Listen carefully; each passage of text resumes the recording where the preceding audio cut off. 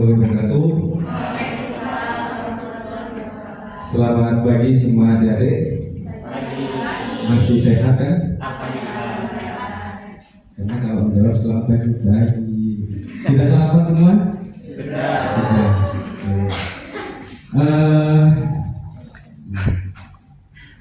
Potong dikit ya. Sebenarnya sudah ada perkenalan. Jadi saya datang ke sini sebenarnya sambil nostalgia. Saya pernah dulu pagi banget duduk di pojok sana waktu kimia dasar diajar oleh Pak Said. Jadi pasti aja takut kena tapi sekarang udah enggak kan ya. Di sini. Oke, nostalgia dikit, saya angkatan 2012, mungkin selisih berapa tahun ya? Ini 2022, 2023 gitu ya. Ada yang 2017? Nggak ada, bonus banget. Oke, sekarang saya jadi mahasiswa, sama, kita levelnya sama mahasiswa. Cuman bedanya mungkin saya lebih berpengalaman gitu aja. Karena temanya tentang beasiswa dan saya sekaligus sebagai penerima beasiswa, khususnya beasiswa LPDP yang tadi dibilang sama Pak Reza itu yang lagi hot, yang lagi banyak incaran oleh mahasiswa manapun pengen buat LPDP. Jadi saya bahasnya tentang beasiswa LPDP dan nanti sedikit tips bagaimana sih untuk menggapai beasiswa itu dan beasiswa yang lain. Oke, sebelumnya saya ingin bertanya lah untuk cek ombak. Kira-kira adakah yang terbenak sekilas ingin kuliah hingga S2 ataupun S3? Acungkan tangan coba. 1, 2, 3, 4, 5, 6, 7, 8, 9, 10, 11. Oke. Mbak, pengen kemana Mbak? Pengennya lah. Iya, pengennya mana? Mas Abel dan suaranya. Yang terbenak udah pengennya saya S2 di sini, S3 kan di sini. Korea, langsung sekarang ya. Ini yang masih terbenak, masih ada yang bekas setelah di sini. Kemudian kalau pertanyaannya saya ganti, adakah yang berencana lanjut? Kalau tadi kan cuma sepintas mampu saya cuma ada di sekitar. Kalau sekarang mungkin lebih banyak lagi nggak? Kira-kira adakah yang sudah ada rencana? Kalau rencana itu berarti udah mateng nih. Ada ini saya harus gini, saya harus gini, saya di semester ini harus gini. Ada nggak? Cuma terbenak aja di pikiran kita ya. Satu orang aja. Mana kayaknya? Kalau tidak di teknologi keuangan jadi teknik kimia. Oh, di teknik kimia mana? Kalau teknik kimianya itu mungkin di IPS, kalau teknologi keuangan di UGM. Kita ya, TS5 gitu. Oke,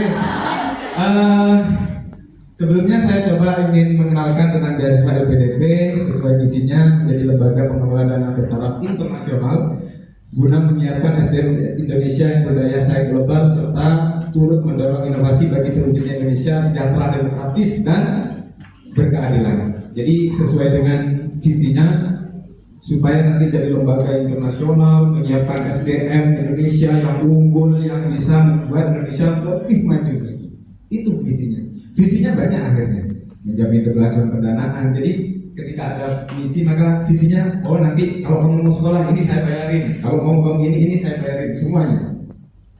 Jadi kenapa? Karena goalnya Indonesia ada istilah Indonesia Emas 2045. Pernah dengar ya? Jadi populasi kita sudah 275 juta menjadi Indonesia Emas. Saya nggak tahu, makanya saya nunggu slide lagi tayangan aja. Oke, kita rasio saat ini untuk lulusan S2 S3 masih terbilang sangat-sangat rendah. Rasio lulusan yang sudah S2 dan sudah S3 di Indonesia itu masih rendah.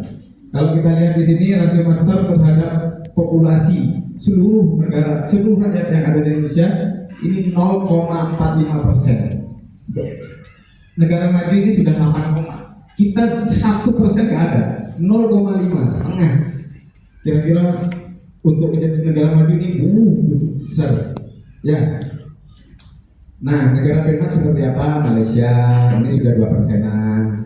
Kemudian Thailand itu sudah termasuk negara Benelux. Sementara negara maju itu seperti ada negara USA, Jepang, Korea nanti masuk ya. Sehingga peran LPDP di sini nih, coba kita lihat, ini S2 S3 dari LPDP, kemudian ini kebutuhan S2 S3-nya. Dekat apa jauh?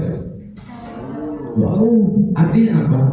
Masih banyak kesempatan sekali untuk adik-adik semua untuk meraih beasiswa LPDP. Sangat mudah nanti. Gimana sih caranya? Jadi targetnya 2045 itu ada 25.000 yang nanti kuliah S2 S3 itu. Peran LPDP ini masih nanti hanya 5% dari yang tersedia. Nah, ini roadmap kontribusinya bagaimana jumlah ideal S2 S3 itu 2,5% di 2035 goalnya, sehingga target LPDP 22.000 yang saat ini nih power di LPDP-nya 2023 10.000. Artinya berapa kali lipat untuk mencapai 22? Sekitar 2 kali lipatnya gitu ya. Kemudian ini menjadi 30.000. Ini kontribusi LPDP terhadap Indonesia. Kemudian, nah, dengan target itu pasti perlu dana. Indonesia ini punya namanya dana abadi. Namanya abadi berarti ya tidak habis, tidak akan ujung habis. Mau menyekolahkan semua ini sampai S3 nggak akan habis. Kenapa? Karena ada dana abadi. Dana abadi ini apa? Dana yang disediakan oleh Indonesia, oleh Kementerian Keuangan, gitu ya, melalui LPDP, Lembaga Pengelolaan Dana Pendidikan, yang istilahnya kayak ada modal ditaruh di sini, hasilnya itu dibuat sebagai dana abadi. Jadi ditaruh di industri ini, tol dan lain-lain, itu dijadikan, dialokasikan untuk dana abadi. Sehingga jangan berpikiran, dana ini sampai kapan Indonesia bisa membiayai SDM-nya untuk sampai kuliah S2 S3. Alokasinya ini nih. Jadi dan tambah terus anggaran pendidikan BPN dengan dana abadi di bidang pendidikan ini tambah terus, anggaran sekian terus, mulai dari dana abadi pendidikan, penelitian, perguruan tinggi, kebudayaan hingga mencapai miliar 164.000 miliar dan aman insyaallah. Ini saldo dana abadi tahun 2012 sampai 2023 sebesar 139 triliun. Dan itu insya Allah nambah terus, makin banyak. Ternyata gini, mungkin barokah ya, makin banyak yang dikeluarkan untuk menyekolahkan kita, dan abadinya makin nambah. Jadi aman lah untuk kita kuliah.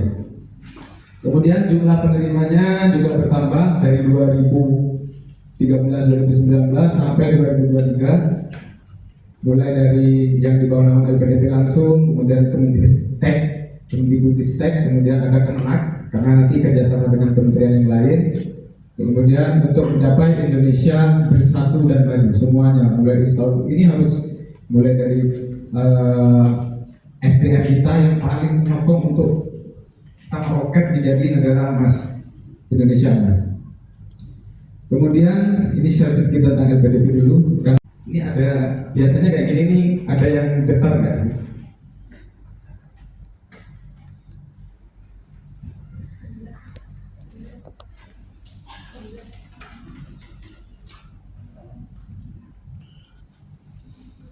Baru aja apa sih? Oh, saya baru tahu LPDP ini ada nggak?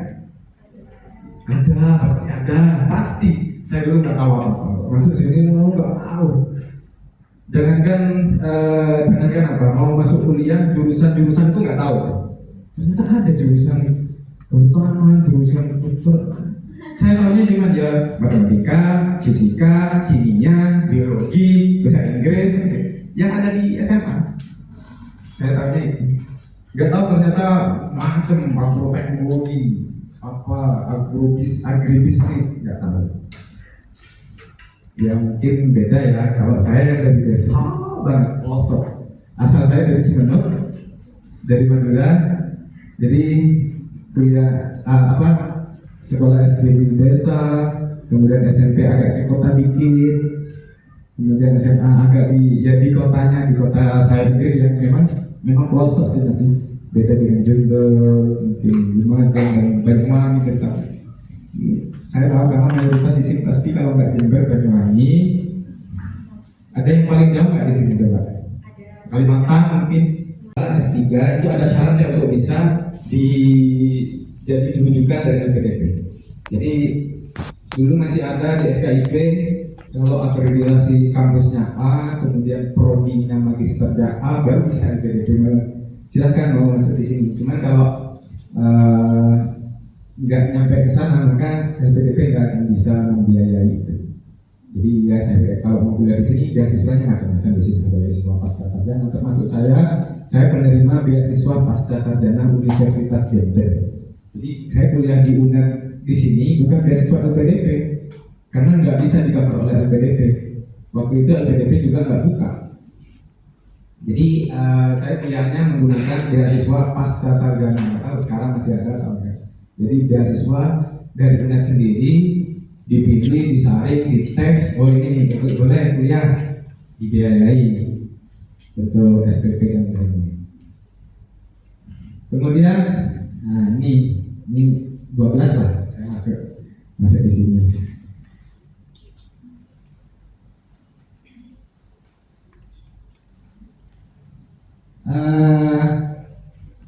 Berdasarkan studi ini, program studi yang paling jadi ada hukum, education ini.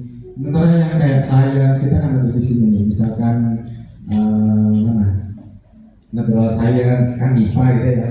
Kita masih sehingga apa yang terjadi? Maka LPDP secara bertahap akan meningkatkan persentase penerima beasiswa yang jurusannya ngambil S2.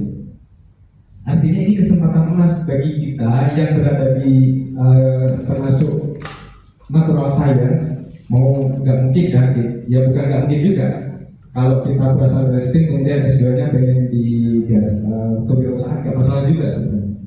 Karena ada teman yang S1-nya mulai dari 45% sebagai akademisi lulusannya tersebar di 1000 perguruan tinggi, 20% jadi PNS, 30% profesional di industri, 5% menjadi pengusaha baik sosiopreneur, teknopreneur dan sebagainya.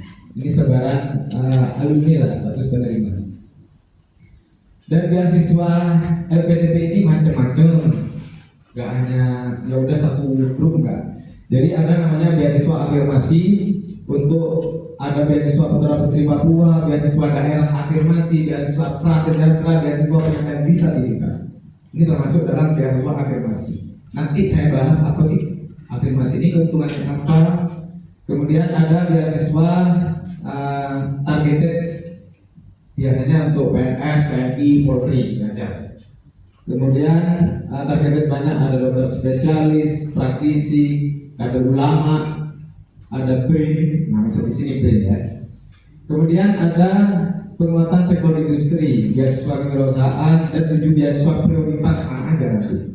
Kemudian ada beasiswa umum, ada beasiswa reguler, beasiswa PTUI, top 25 perguruan tinggi utama dunia, dan beasiswa parsial. Saya dapat yang mana? Saya dapat yang beasiswa umum, beasiswa reguler. Beasiswa umum, beasiswa reguler. Nah ini beasiswa prioritas yang saya sebutkan, prioritas LPDP MUS, Disteknik LPDP OKB. Ini artinya dia kerjasama antara kampus-kampus, misalkan UNSW, program doktor. Ini beasiswa prioritas. Karena prioritas maka tesnya itu bisa jadi lebih mudah. Karena dia memang butuh banget, butuh lulusan program studi nanti dijelaskan program studi apa yang doktor dari kampus ini gitu. Indonesia lagi butuh itu. Kemudian bagaimana sih tahapan seleksinya? Ini kepotong, jadi kalian cari di internet bisa. Tahapannya ada yang pertama seleksi apa, pengalamannya apa, sibuk ngapain sekarang, diceritakan. Ada IC-nya juga, administrasi ini harus lengkap. Kemudian setelah seleksi administrasi ada 2 root, belum memiliki LOA atau sudah. Apa LOA? Letter of Acceptance. Jadi surat penerimaan sebagai mahasiswa. Jadi kalau kalian sudah punya LOA, maka kalian bisa melompati proses seleksi bakat skolastik. Untuk tahun lalu dan tahun sekarang ini prosesnya. Jadi caranya bagaimana? Daftar dulu. Saya pengen di mana? UI. Saya daftar jadi mahasiswa UI. mau tes kemudian dapat bahwa Anda diterima sebagai mahasiswa S2 UI, itu dibuat daftar ke LPDP. Maka kalian tidak perlu tes seleksi bakat skolastik. Apakah bayar untuk daftar kampus? Bayar. Itu yang biasanya dihindari teman-teman, karena memang 600.000 misalnya. Biasanya kalau di ITS 600 seingat saya. Jadi bayar 600 ikut tes dapat LOA. Kalau nggak punya LOA bisa, saya mau nggak, kampusnya mau menentukan nanti deh setelah benar-benar diterima oleh LPDP. Caranya ya ikut seleksi dulu. Apa seleksinya? Ya kayak sama kayak kalian mau masuk sini SBMPTN ya. SNBT sekarang ya, namanya SNBT. Jadi ada tes matematikanya, ada ininya, macam-macam. Kemudian kalau sudah, misalkan sama ya, kalau misalkan administrasinya gagal ya udah putus sini, nggak perlu ke sini. Kalau misalkan lolos maka langsung ke sini. Misalkan habis tes bakat skolastik lolos maka langsung ke seleksi substansi. Kalau nggak lolos ya udah ini putus di sini, udah nanti balik lagi di sini. Jangan bosan untuk balik ya. Jangan bosan untuk balik. Kemudian masuk sini seleksi substansi berupa apa? Wawancara, ada wawancaranya dengan 3 orang, masih ingat? 1 orang dari psikolog untuk mengetahui kejujuran kalian, jujur gak sih jawab nih. 1 orang dari LPDP, 1 orang dari ahli. Jadi saya dari jurusan kimia, ada dosen kimia di sana tanya, apa yang kamu ini? Apa yang kamu kerjakan selama S1? Gitu. Nanti kasih tipsnya gimana sih? Kemudian setelah lulus baru menjadi penetapan dalam penerima beasiswa. Jadi awardee LPDP. Awardee ini sebutan bagi orang yang telah mendapatkan beasiswa LPDP. Kemudian kalau prioritas ya seleksi administrasi sudah untuk LOA maka langsung substansi, lulus seleksi langsung jadi calon, tidak lulus maka sini. Kalau ini sama belum memiliki LOA maka harus tes dulu. Jadi 1 antara bakat skolastik dengan substansi, kalau tidak lulus stop dapat pendaftaran untuk berikutnya. Lagi bola kalian ya, kemudian lulus substansi maka langsung mendapatkan datang ke perguruan tinggi beasiswa kemitraan yang tadi ada di prioritas, baru kemudian ikut tes. Kalau mendapatkan LOA langsung jadi penetapan, kalau tidak mendapatkan LOA maka ke calon penerima beasiswa afirmasi target atau umum apabila mengenai bahasa Inggris. Kalau tidak lulus balik lagi. Nah ini yang tahun 2024 ini saya kira masih ada yang sudah semester 7, 8, 6, 5, empat, masih jauh ya, separuh saja. Artinya masih ada kesempatan nih, saya bisa, pasti bisa. Kita aja. Kalau yang sekarang ini ada prioritas, ini baru ada prioritas ini per tahun ini ada. Kalau dulu nggak ada, prioritas. Biasanya tiap tahun LPDP membuka 2 gelombang, tahapan 1, tahap 2. Ingat-ingat aja sekitar awal tahun dan sekitar tengah ini ya, Juni pendaftarannya, pembukaannya. Kemudian ini nggak penting. Nah, komponen beasiswa LPDP-nya yang ditanggung oleh LPDP apa aja sih? Nah, ini jadi penting. Jangan-jangan saya nanti di sana kelamaran, saya nanti di Korea mau ketemu Nissan 2. Nanti keadaan saya nggak bisa ketemu, nggak bisa ke acara konsernya, Mas, pasti ada. Pasti cukup, dan kalau bercukup pasti lebih, karena saya merasakan itu. Jadi yang ditanggung oleh PDP dana pendidikan, dana SPV, dana pendaftaran mau ikut tadi misalkan ke UI bayar 600, nanti kalau lulus ke PDP langsung dibayar 600, saya ganti uangmu. Kamu mau pergi dari Jember mau ke Jakarta baru ke UI, ini ongkosnya saya ganti. Ada kamu mau boyongan dari Jember mau ngekos di sana, nih untuk biaya boyongannya diganti. Dan gantinya itu mungkin kalau kepake untuk dana boyongannya mungkin nggak nyampe seperempatnya. Jadi misalkan ke sana itu butuh biaya 2 juta, maka diganti jadi 8 juta gitu. Jadi ada dana bantuan penelitian, jadi nggak usah ragu. Kemudian ada seminar internasional, publikasi, dan dana pendukung ini transportasi, visa, asuransi, biaya hidup bulanan, kedatangan. Makanya saya bilang ada dana kedatangan. Kalian datang ke Korea langsung sebelum nyampe Korea udah ini uang ini. Ya. Apa kalau mata uang Korea? Won ini. Kemudian dana tunjangan keluarga khusus dokter spesialis dan subspesialis. Kalau sudah dokter itu bawa istri, bawa anak, bawa ini buat anak istrimu biar bisa kerja gitu. Karena memang penerima beasiswa LPDP nggak boleh kerja. Saya ini nggak boleh kerja jadi pengangguran, jadi sama ya kalian mahasiswa. Kemudian dana keadaan darurat, program pengayaan afirmasi, biaya pendukung ada. Kalau dia khusus penyandang disabilitas, dia butuh orang pendampingnya dibiayai. Dia usah ragu nanti misalkan punya saudara yang dia pengen kuliah tapi kondisinya disabilitas, aman pak ini ke sini. Langsung kalian harus menghubungi langsung ini ikut ke sini. Karena asuransi kesehatan pendamping, visa pendamping semua dibiayai oleh PDP. Kira-kira besarannya berapa sih? Itu kan pertanyaannya. Saya perlu spill nggak? Karena saya dulu segitu sih, harus tahu pengen banget tahu nanti supaya memotivasi. Tujuannya itu aja, supaya bisa memotivasi kalian untuk saya harus bisa. Ini saya spill nih punya saya ya.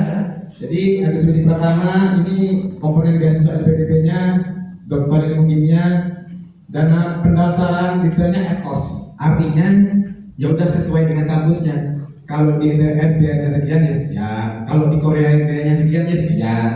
Nggak ada batas. Misalkan kemahalan jangan di kampus ini, nggak ada. Semua dibayar.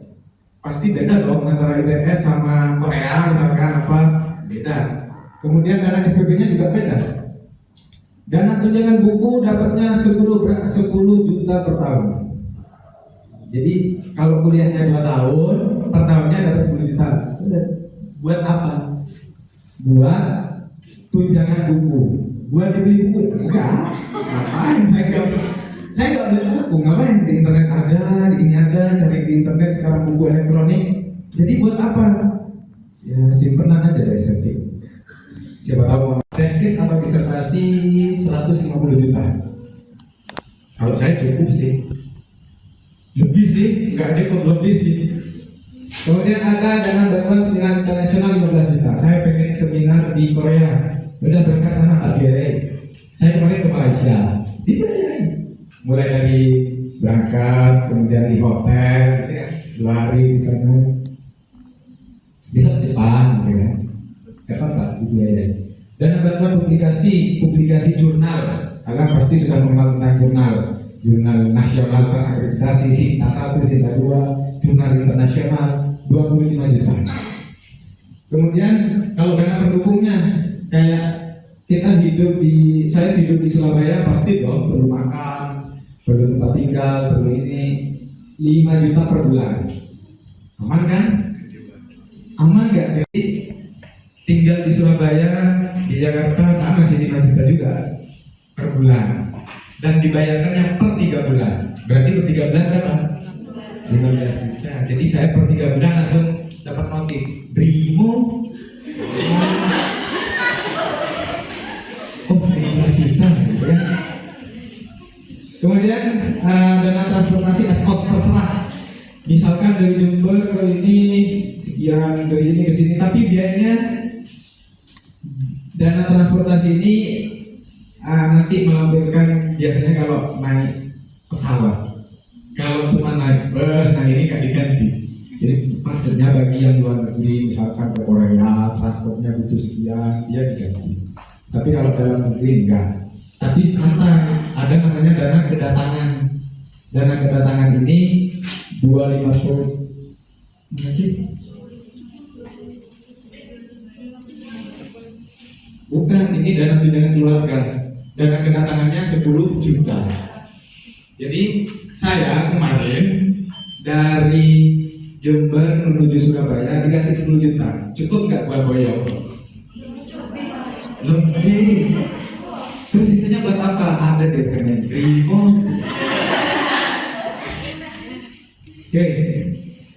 Kemudian ada dana tunjangan keluarga 25% dari dana hidup bulanan. Jadi 25% dari 5 juta. Kalau saya punya istri, punya anak, maka 50%. Iya kan? Kan 25%. Jadi 50% dapat ada setengah lah artinya. Tapi per 3 bulan aman. Beda lagi nanti kalau ini masih dalam negeri. Bagaimana kalau Korea? Beda. Satu orang di luar negeri, Australia ini, terutama di Amerika itu bisa hampir 1 M ya. Menyekolahkan satu SDM Indonesia unggul untuk ke Amerika itu hampir 1 M sampai lulus S2. Kalau S3 mungkin lebih. Jadi dari sini harapan saya ada motivasi bangun pengen, sehingga ketika pengen maka harus bergerak dengan pengen. Ya kata Pak Said, siapa yang mau tanya? Jadi biasanya sampai sembunyi. Saya nggak mau lihat. Kok dilihat banget sih? Ya, saya juga pernah diajar. Kemudian, muncul lagi habis ke sini. Kebijakannya, program prioritas nggak terlalu detail bacanya, ya udah. Pendaftar dapat melakukan pendaftaran secara bersamaan di 2 jenis beasiswa. Kemudian lulusan dokter spesialis dapat LOA kondisional. Jadi ada LOA kondisional, ada LOA kondisional, artinya dia tanpa syarat, masuk tanpa syarat. Karena ada yang dengan syarat masih nggak boleh itu di LPDP. Kemudian LPDP dapat memberikan kesempatan untuk penyampaian dokumen penundaan studi. Jadi misal nih, saya udah lulus, saya mau dapat LOA duluan, saya daftar ke UI. Ke UI awal tahun dapat LOA, saya daftar biasa LPDP. Tahap 1 ternyata tidak rezeki, saya nggak lolos. Apakah LOA-nya masih bisa dipakai di tahap 2? Bisa. Caranya datang ke UI. Saya mau defer, mau menunda kuliah, dapatlah surat penundaan. Tunda kuliah di semester depannya lagi, di tahun depannya lagi. Ya udah, nanti datang LPDP lagi, LOA pakai LOA yang sama, nggak masalah. Dan tergantung kampusnya, boleh defer sampai berapa kali. Ada yang cuma 2 kali, ada yang sekali aja defernya, tergantung kampus. Selama dia bisa defer, kalau enggak dia hangus, uangmu hangus yang berdaftar itu. Nanti daftar lagi ya, jadi lagi. Ketentuan ongoing studi saat mendaftar, ini perubahan kebijakan tahun 2024. Jadi kalau dulu pendaftar sebelumnya ini kebijakannya tidak sedang menempuh studi atau ongoing. Jadi saya sudah kuliah S2, kemudian saya mau daftar LPDP, dulu nggak bisa. Harus benar-benar belum kuliah, mau kuliah. Kalau sekarang ini ada pendaftar yang sedang menempuh studi ongoing dapat mendaftar dengan ketentuan berikut. Jadi daftarnya ke program studi yang berbeda dengan yang sekarang tempuh. Misal sekarang saya lagi nempuh kimia ITS di Surabaya, kemudian saya sambil kuliah sambil mau ikut tes LPDP dan boleh, asalkan jangan ambil kimia lagi. Nih, program tinggi tujuan yang berbeda dari yang sedang ditempuh. Jadi ambilnya aja UGM, jurusan teknik kimia, misalkan boleh.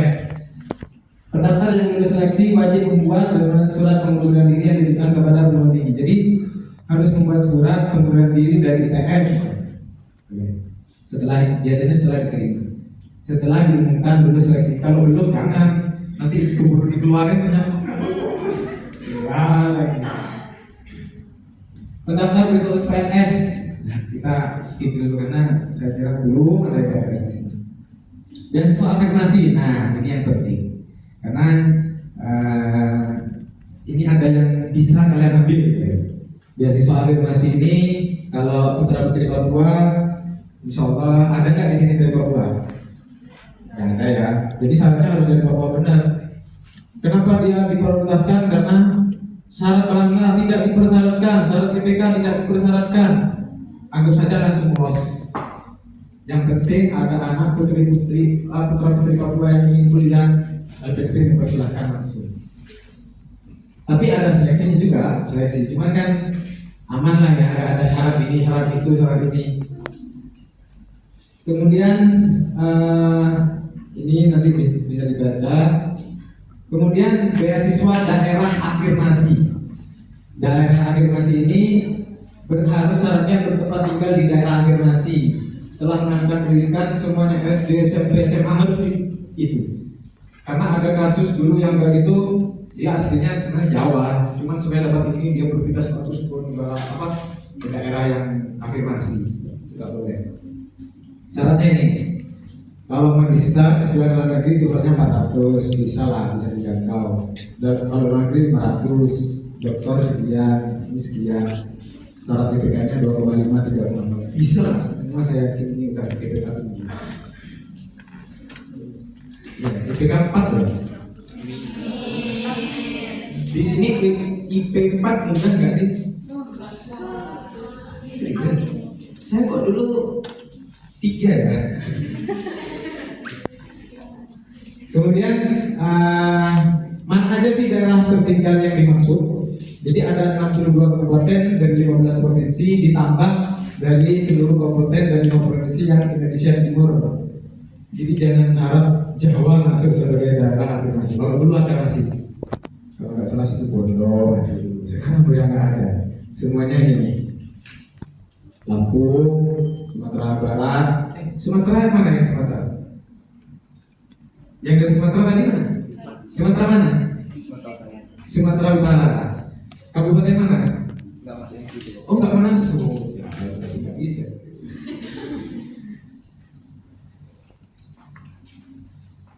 NTT, kemudian Sulawesi Tengah, Maluku, Maluku Utara, Papua Barat, Papua Pegunungan, Papua Selatan, Papua Tengah, Papua Barat Daya, dan beasiswa prasejahtera. Nah ini saya dulu andaikan ini ada, saya bisa ikut ini. Karena syaratnya apa? Masyarakat yang berasal dari keluarga prasejahtera atau miskin yang terdaftar dan aktif di DTKS Kemensos pada saat mendaftar BPI prasejahtera.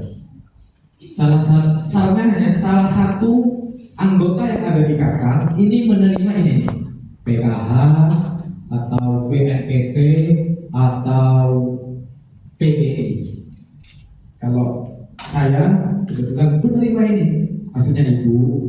Jadi ibu saya penerima bukan PKH tidak ada BPNT. Kalau ada di antara keluarga kalian yang satu kakak yang terdaftar di Kemensos, cari aja di Kemensos data ini, ketik namanya, desa mana. Kalau dia terdaftar, maka dia bisa, kalian yang ada di satu kakak bisa mendaftar beasiswa prasejahtera. Karena beasiswa prasejahtera ini paling gampang. Kenapa paling gampang? Syaratnya mudah nih. Syaratnya TOEFL-nya cuma 400. Beasiswa dalam negeri, kalau luar negeri 500.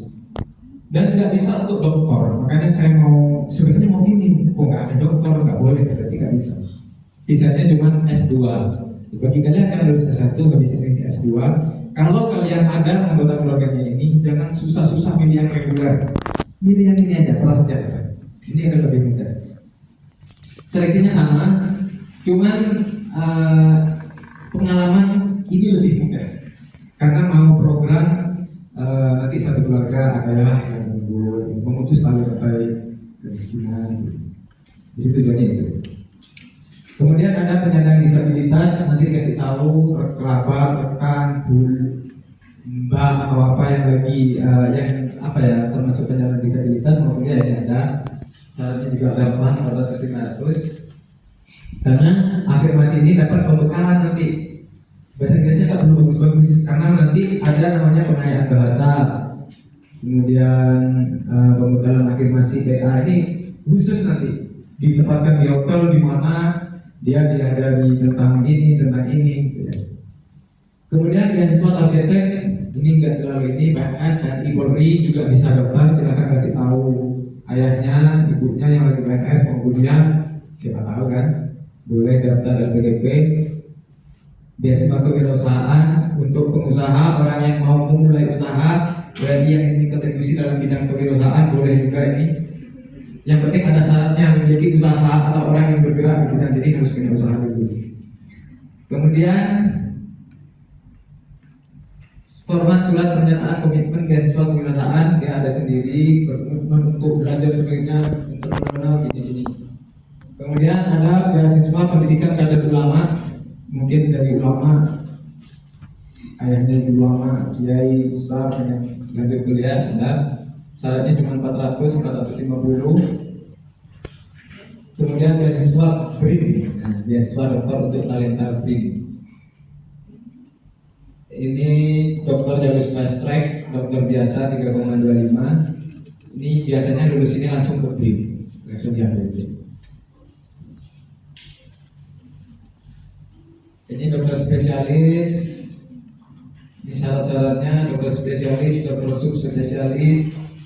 Kemudian, ini untuk dokter spesialis ada dana pendukung tambahan, pelatihan dan lain-lain, dana banyak uji kompetensi. Dan ini beasiswa umum. Ini bagi yang tidak relevan bagi yang tadi, saya bukan pada ini, orang tua saya PNS dua-duanya nggak masuk dalam Kemensos, jadi ikut ini beasiswa umum. Ada beasiswa reguler seperti saya. Seluruh WNI yang sudah menyelesaikan jenjang pendidikan S1 atau jenjang pendidikan S2, seluruh tanpa terkecuali siapapun. Yang penting usianya kalau S2 nggak lebih dari 35, kalau S3 nggak lebih dari 40. Nah, tapi syaratnya ini loh, syaratnya agak berat karena kalau S2 TOEFL IPB-nya 500. Ini kalau dalam negeri ya, kalau luar negeri biasanya ke IELTS-nya 6. Kemudian kalau doktor 530. Syarat IPK-nya 3,25. Ini kemana aja, ke kampus mana aja ya. Kemudian ada beasiswa perguruan tinggi utama dunia. Sasarannya yang sudah memiliki ROA di kampus top. Di kampus top itu ada apa aja banyak? Seperti ini nih, kampus PTUD, ada di benua Asia apa aja? Ada Peking University, Tsinghua University, dan NUS Singapura, Tokyo. Di benua Australia ada Melbourne, Eropa ini Oxford. Ini semua bisa mendaftar di jalur PTUD atau reguler boleh. Pasti ada di antara ini yang menjadi incaran dari pengen banget lah ke situ. Kemudian ada beasiswa parsial. Parsial itu berarti separuh dibiayai, dibagi dua, separuh biaya sendiri. Boleh. Syaratnya ini, dasarnya juga tinggi. Surat pertanggungjawaban mutlak bahwa dana yang berasal dari ibu usaha tidak bersumber dari APBN. Jadi lebih cepat dari 50% syarat kontribusinya, karena syaratnya mendapatkan beasiswa LPDP ini setelah lulus wajib ada di Indonesia, berkontribusi di Indonesia sebanyak 2N+1. 2N+1 ini tahun dapat ini, misalkan pendanaan S2 berarti 2 tahun, 2 kali 2 4 tambah 1 5 tahun harus di Indonesia. Lulus S2 misalkan 2025 berarti 5 tahun kemudian harus di Indonesia. Setelah 2030 ke atas itu boleh ke luar negeri, boleh. Maksudnya bukan jalan-jalan aja, maksudnya kerja di luar negeri. Tapi kalau udah 5 tahun di Indonesia pasti mengakar di Indonesia. Makanya karena ini untuk belajar Indonesia, jangan sampai kita dibiayai oleh Indonesia tapi kerjanya di luar negeri. Untuk luar negeri kan gak etis secara etika. Sama seperti gini, kalian kuliah saya bayari, setelah lulus udah jadi orang besar dia minggat dari rumah, dia mau kerja dengan siapa, itu kan tidak etis. Sama seperti itu.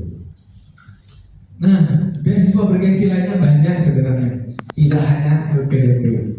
Ada beasiswa PMDSU. Ada yang pernah dengar PMDSU? Belum. Beasiswa program magister doktoral untuk sarjana unggul. Jadi kalian yang S1 bisa mendaftar ke LSU. Jadi kuliahnya S2, S3 dirapel langsung. Lebih cepat. Makanya ada doktor muda gitu. Ya berarti dia S1, S2 langsung. Ketika S2 semester 4 dia udah S3 semester 1. Jadi udah ada rapel. S2-nya cuma setahun gitu. S3-nya udah sambil jalan, sambil S2 sambil S3. Itu BMDSU. Silakan cari tahu tentang BMDSU, syaratnya seperti apa, harus ada promotor di ini. Kemudian ada beasiswa BPI, beasiswa pendidikan Indonesia, ada BIP, ada Max. Ini yang di Jepang. Biasanya sudah yang pengen ke Jepang itu, pengen Max sekali. Kemudian ada BRIN. BRIN ini ada namanya Degree by Research. Jadi BRIN ini menjadikan sendiri ada khusus. Silahkan kalian kalau mau, kebetulan saya di BRIN kan, kalau kalian ingin magang di BRIN, ingin penelitian S1 nanti apa skripsi BRIN, silahkan. Itu full di cover gratis. Penelitiannya, bahannya, tapi hidupnya enggak. Kalau mau jadi biaya hidup jadi apa dulu? Disertasi. Kemudian ada Erasmus. Di mana ada yang tahu Erasmus? Beasiswa mana? Erasmus. Ada studi, kemudian Turki, ada Sydney. Di mana ini? Inggris ya. Kemudian Australia. Ya, yang dibilang Pak Reza tadi banyak tersebar beasiswa nggak cuma dari PDP. Dari institusi luar kayak gini. Ini khusus Indonesia loh. Kayak gini ini khusus orang Indonesia yang mau menerima. Kemudian bagaimana sih tips dan triknya? Kurang sebut. Saya di sini 60 menit, kurang 15 menit lah. Jadi ini tips saya ambil sambil cerita gitu ya. Jadi khusus untuk yang masih semester awal, semester 1 sampai semester 3. Kan ini ada semester awal, semester tengah, kemudian semester akhir. Saya bilang semester awal ini 1 sampai 3. Yang pertama fokus pada IPK dulu, karena syaratnya tadi kan IPK. Fokus gimana sih membuat IPK ini sampai sekian. Oh ada mata kuliah yang nilainya ulang lagi gitu. Jadi pertahanan IPK, bangun kebiasaan belajar yang baik dan raih IPK setinggi mungkin sejak awal perkuliahan. Sejak awal ini sudah sukses, jangan seperti saya. Saya ini di semester awal ini karena minoritas ya, saya bilangnya minoritas karena semua pakai bahasa Jawa, saya sendiri nggak ngerti. Ngomong apa? Sebelah saya ngomong apa itu? Katanya ibu dari Neo. Saya orang Madura kan, jadi pakai bahasa Madura dulu. Tapi sekarang kalau mau pakai kromo inggil dia sakit, mungkin bersakit, asal tahu. Jadi kalau dulu jadi minoritas kayak mencium baik, nggak mau ngomong sama orang itu kenapa? Karena malu. Dulu saya serius karena malu. Saya nggak ngerti dia ngomong apa, kan mayoritas kan Jawa. Jember Pandalengan lah, ngerti bahasa Madura, ngerti bahasa ini. Cuman Banyuwangi dulu kan, bingung. Isun. Kemudian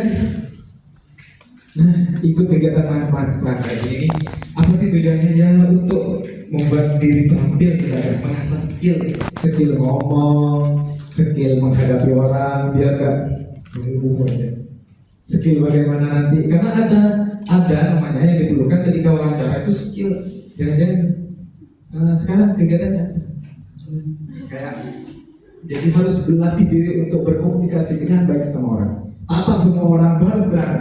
Karena ada yang dulu saya benar takut mau bicara di depan, jangan bicara sama orang ketemu ini. Bukan tawadu, bukan takut komunikasi.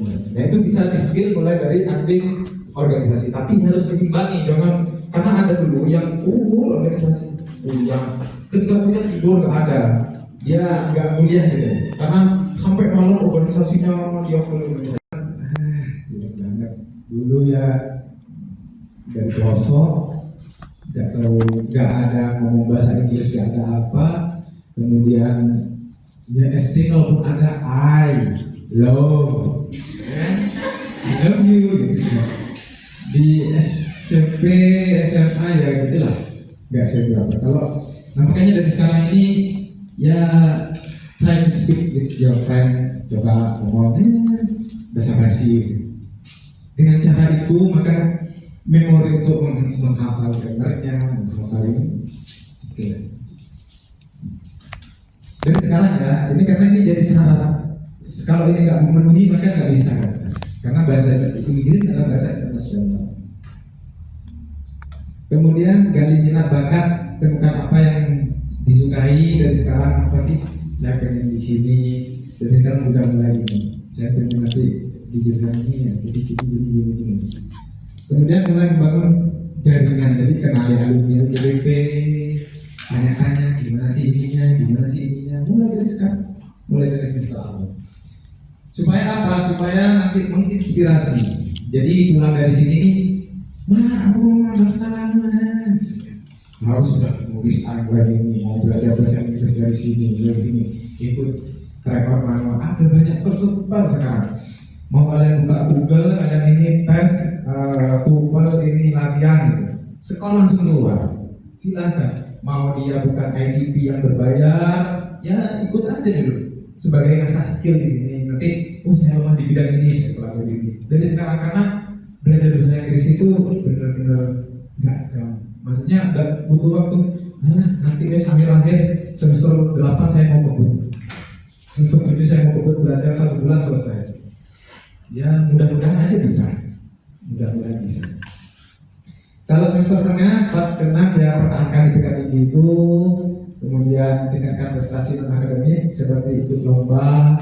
Tujuannya cuma ya supaya nambah ini, kemudian nambah skill misalkan karena tampil di lomba misalkan ini nih publik apa ya, kayak seminar di mana, ikut lomba di mana, skill itu yang dibutuhkan. Karena kalau nggak latih misalkan cuma pakai ngomong menarik ngomong iso, nggak bisa, harus latih, harus ikut ini dulu, bertahap ikut ini, ngomong di misalkan di segini, habis itu ngomong di gedung yang banyak orang, bagaimana dia menguasai audiens. Kemudian siapkan rencana studi, mulai memikirkan program studi dan tugas tujuan, kembangkan soft skill yang saya bilang, mulai dari ikut pelatihan kepemimpinan, public speaking, karena ini menentukan.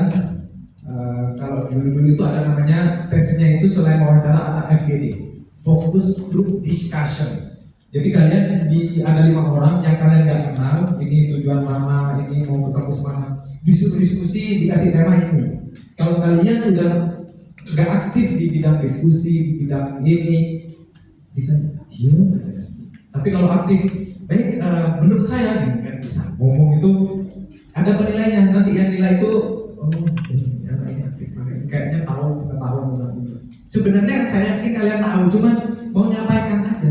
Mau nyampaikannya susah. Bagaimana sih? Itu yang saya bilang perlu latihan. Perkuat jaringan, luaskan jaringanmu. Kemudian yang di semester akhir siapkan dokumen lamarannya, apa aja yang dibutuhkan, baca ini. Dari sekarang ini sudah disiapkan. Persiapkan diri untuk tes, ikut bimbingan beasiswa, ya bukan bimbingan. Jadi banyak sekali, mulai dari Urdi sendiri, mulai dari kampus itu yang menyediakan gratis. Kayak membimbing adik-adik yang S1 yang ini yang mau daftar LPDP itu dibimbing dan itu gratis. Jadi pertemuan gimana, saya kurangnya apa ini, kamu kalau menjawab harusnya kayak gini, itu dilatih. Ya, makanya harus aktifnya cari informasi. Oh ini ada ini gratis itu, nggak ada yang berbayar. Kalau LPDP nggak ada yang berbayar. Maksudnya saya mau ikut tes LPDP, yang diperlukan apa? Ini ikut bimbingan di situ. Kemudian siapkan portofolio, ikuti simulasi wawancara. Nah ini yang penting, simulasi wawancara dengan teman, keluarga, untuk nanti teman-teman menjawab pertanyaan dengan bahasa berbeda. Karena pertanyaannya itu saja. Perkenalkan diri, mau kemana kuliah, kenapa mau kuliah di sana, itu aja pertanyaannya. Karena pertanyaannya mungkin template dan berhubungan dengan kalian, apa yang diisi. Tingkatkan motivasi dan semangat, tetap termotivasi, semangat mempersiapkan LPDP. Kalau saya menggunakan prinsip namanya ATM, amati, tiru, kemudian modifikasi. Jadi misalkan disuruh buat apa? disuruh buat ya sampai. Silakan.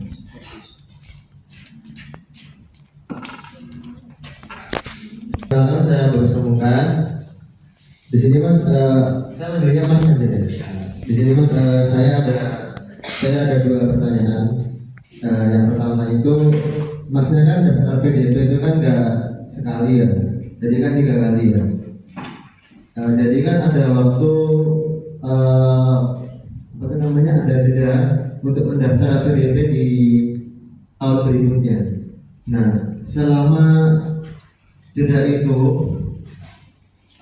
aktivitas yang Masnya lakukan untuk mengisi waktu jeda itu ngapain aja gitu, untuk misalnya persiapan atau apapun itu.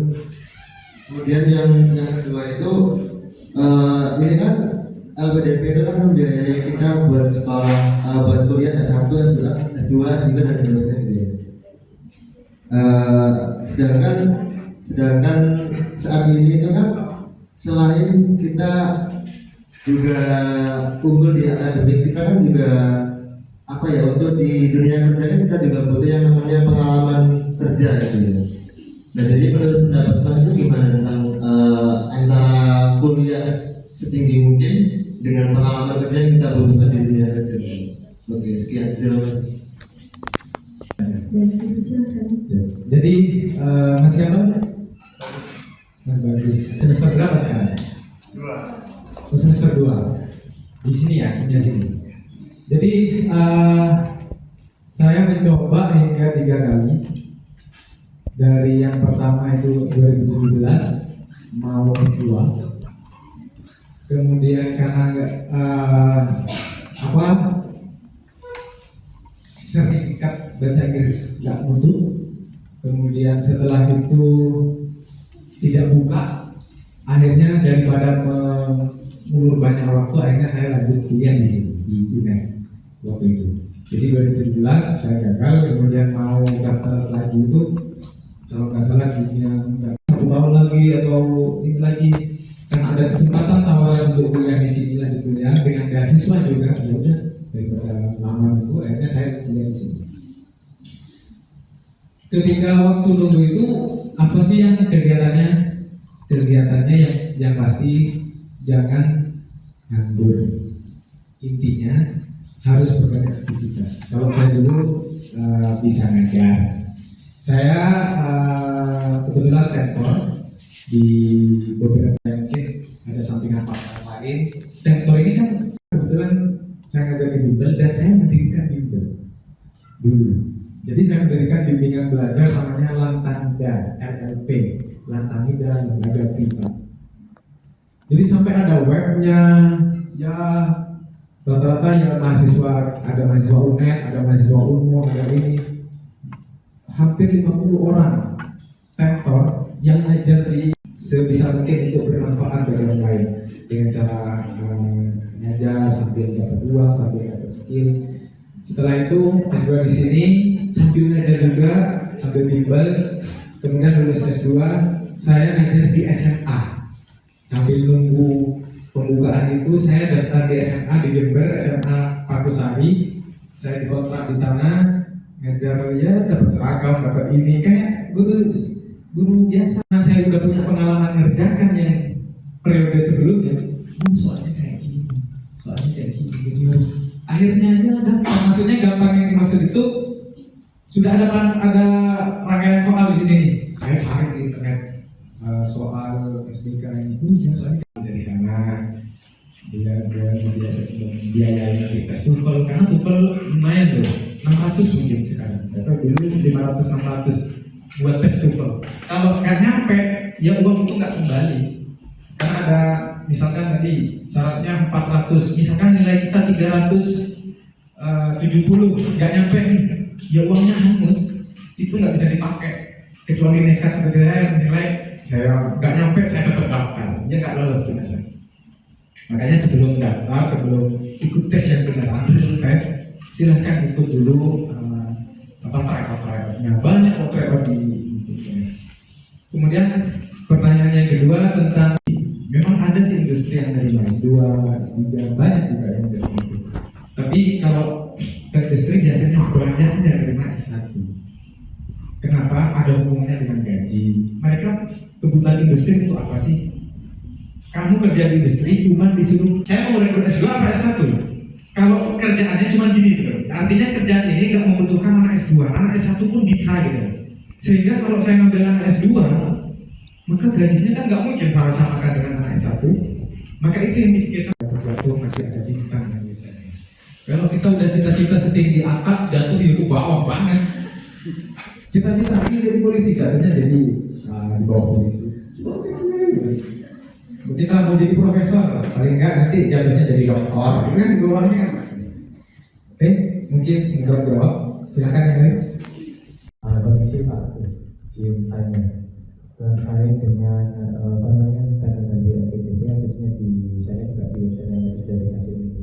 Nah, setelah kita mengetahui timeline yang diberikan itu tadi di salah satu bukan timeline PDP di tips tanggal tadi itu kita juga bisa menguasai beberapa hal yang berkaitan nanti ketika kita mau ambil PDP, contohnya terkait dengan publikasi publikasi. Nah, mungkin ada langkah-langkah yang bisa kita pelajari untuk membuat sebuah publikasi. Sebagai kita kan juga mungkin kalau satu karena belum validasi satu juga karena belum lulus, mungkin apakah tetap masih bisa atau tidak, karena kan termasuk di dalam program kuliah merdeka juga ya kan itu ada publikasi, tapi senyaman yang dirasakan sejauh ini nggak ada informasi yang sangat spesifik terkait dengan publikasi itu. Dan seperti jurnalis satu sudah tadi, ini ada informasi yang bisa diberikan. Terima kasih. Ya, mengenai tidak menekankan publikasi. Sebenarnya publikasi ini sangat penting untuk kalian yang nanti ingin bergerak di bidang misalkan dosen. Pernah publikasi enggak? Pertanyaan reviewer gitu, pertanyaan pewawancara. Kebetulan saya pernah. Saya dulu lolos PKM, program akreditasi mahasiswa ya. Ikuti itu dari sekarang. PKM saya lolos 3 kali didanai. Yang pertama lolos didanai, nggak boleh asing, nggak boleh nggak mau tahu, harus mau tahu. Jurnal itu kan ada yang jurnal bahasa Indonesia, ada jurnal bahasa Inggris. Kita sudah masuk ke ranah jurnal-jurnal internasional bereputasi. Dan kemarin saya alhamdulillah accepted jurnal internasional ranking 1 Q1 di case studies chemical engineering di Elsevier. Pernah dengar Elsevier? Iya. Ya. Elsevier itu publisher yang udah mungkin nggak asing, bagi kalian udah pernah kalau cari ditugaskan oleh Bu misalkan siapa yang saya misalkan Bu Dewi, silakan cari jurnal ini tentang ini, presentasikan di kelas, gitu ya. Ada nggak? Udah nyampe di situ nggak? Belum. Masih semester ini ya. Belum pernah nyari jurnal. Selalu every day, every time jurnal. Jadi udah. Makanya di tiap tugas pasti baca jurnal tentang ini, cari jurnal tentang ini, atau dikasih jurnal sama dosennya, suruh ringkas, suruh buat ini. Saya dulu masih ingat, tapi pakainya ya dulu masih copy paste, translate ke Google, ditranslate dulu menjadi bahasa Indonesia, baru dibaca. Sebenarnya malah rusak sebenarnya. Kalau saya translate langsung nggak rusak, tapi kalau saya baca dengan bahasa Inggrisnya itu, ternyata ini maksudnya. Sense bahasanya itu aja. Bahasa Inggris untuk jurnal itu saja. Material and method ini diukur menggunakan ini. Ya, ini lihat. Menggunakan 3 kali pengulangan. Misalkan gitu. Cuman kan dalam bentuk duplicate atau apa, triplo. Silahkan dari sekarang mulai dengan jurnal, karena saya yakin bukan tidak diajari ya. Sense tentang jurnal di perkuliahan itu bisa jadi kurang. Tapi kalau di kampus-kampus saya melihatnya ya, ITS misalkan, itu S1-nya udah, ya Allah, tentang jurnal-jurnal udah kayak paham banget, kayak tahu nulis ini. S1 aja udah bisa itu, udah bisa. Mungkin di kampus-kampus yang dosen-dosennya juga udah banyak proyek penelitian. kalau udah di tahap kayak semester 1, semester 2 aja kan juga penelitian juga nggak bisa. Ada izin lah kan harus. Ya nanti ikut ini dekat dengan dosen, dekat dosen pembimbing, nanti calon siapa. Kemudian bisa ikut proyeknya. Biasanya dosen ini punya proyek penelitian atau pengabdian. Kemudian misalkan sosialisasi pupuk di mana itu ikutin aja. Kan dekat nanti akhirnya sama dosen kan. Kalau orang sini mungkin bilangnya gelani, ngerti nggak gelani? Ada yang ngerti nggak gelani itu apa? Orang Jemberan biasanya ngerti, maksudnya Jemberan yang daerah Kencau, gelani, kemeliti apa? Oh, kemeliti. Iya, apa itu? Ya agak kayak deketin. Hah? Suka ngedeketin. Ya apa ya? Caper lah di depan. Kalau ada dosen, iya Pak.